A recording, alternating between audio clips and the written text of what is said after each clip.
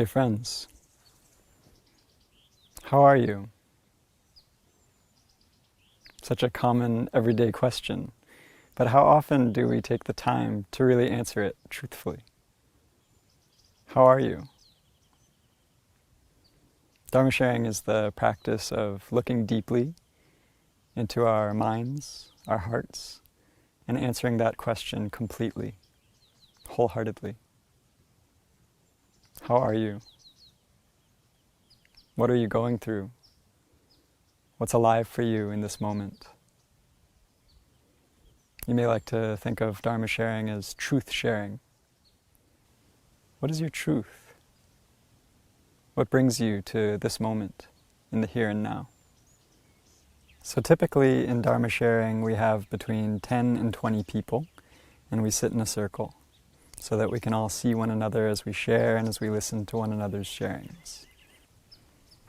And maybe you don't have the conditions to sit in person in a circle, but you can still, on a Zoom call, create that energy of connection with one another, just by looking deeply into that person who's sharing, just by looking deeply into the eyes in these little windows on the screen. We still have more than enough conditions to build sangha, to connect with one another. We hold that spirit of being all together in the present moment. And maybe one person will share at a time going around the circle, or perhaps you like to share spontaneously as you're ready. So when you're ready, the person sharing will join their palms and bow in, and this indicates that they're beginning their sharing.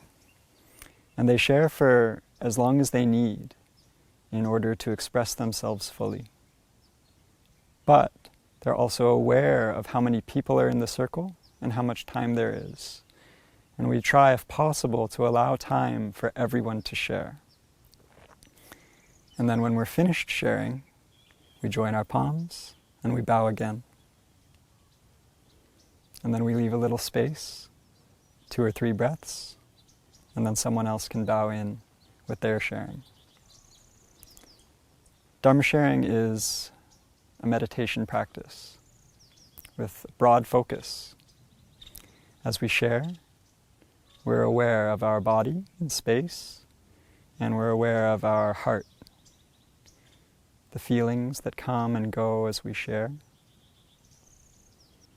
And as we listen, the object of our meditation is the person who's sharing. We practice deep listening. We place the entirety of our attention on that person sharing. And we listen with our whole heart.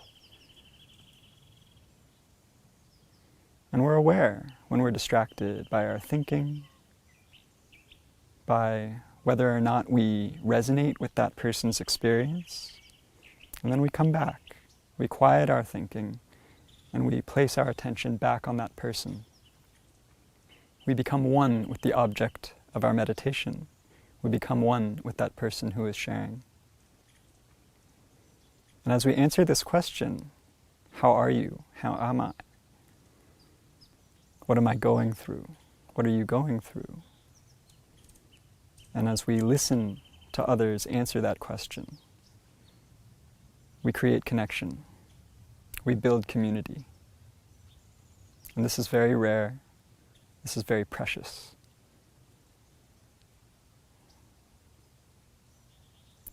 So we practice not to give advice. We practice not to teach or interrupt. We practice to share to the entire circle, not to one person or another.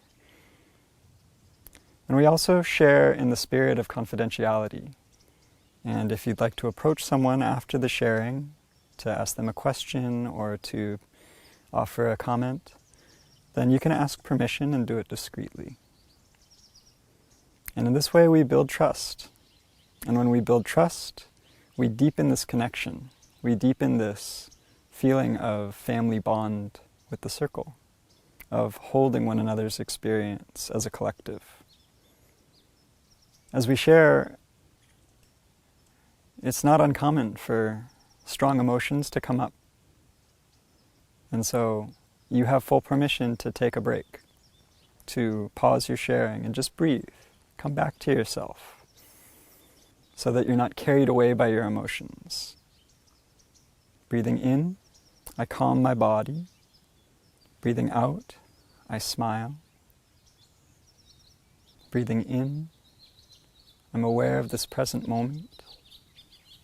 Breathing out, I know this is a wonderful moment. And I come back, and I can observe my feelings without being caught by my feelings. I can have my feelings without my feelings having me. I can communicate my feelings to the group, and together we can hold them.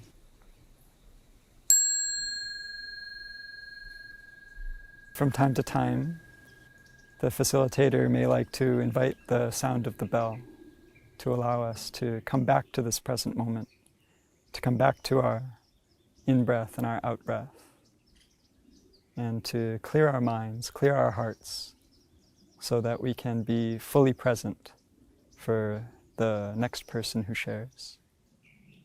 And of course, sharing about challenges, sharing about suffering is so wonderful. And how lucky we are to be able to share, to have this container to be able to share. But our suffering is not separate from our happiness and our freedom. And when you share about your joy in the practice, when you share about the happiness that you cultivate in the practice, this is also an inspiration. And this is also very valuable to these circles.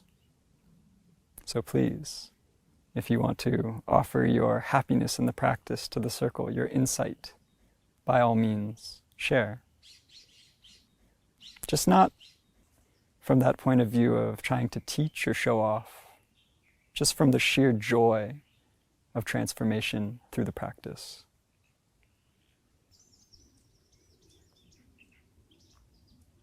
For me, Dharma sharing was a revelation when I came to the monastery. I think many people come to the monastery expecting silence. Many people come to the monastery thinking that they'll be left to their own devices to work through their own challenges, difficulties, and questions.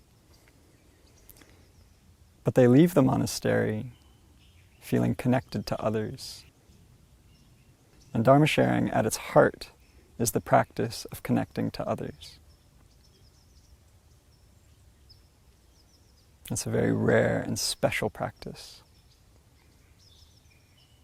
And maybe you don't have an opportunity to practice like this outside of your sangha or outside of this retreat. But maybe you can create circles like this. Maybe you can still find ways to sit with others, to hear their experience. Because this is really meaningful medicine for the world right now. How can we hope to heal others if we don't have the capacity to listen deeply to them? How can we hope to heal ourselves if we don't have the container to be able to look deeply into our feelings, into our challenges? So I wish you a very meaningful and connecting Dharma sharing practice.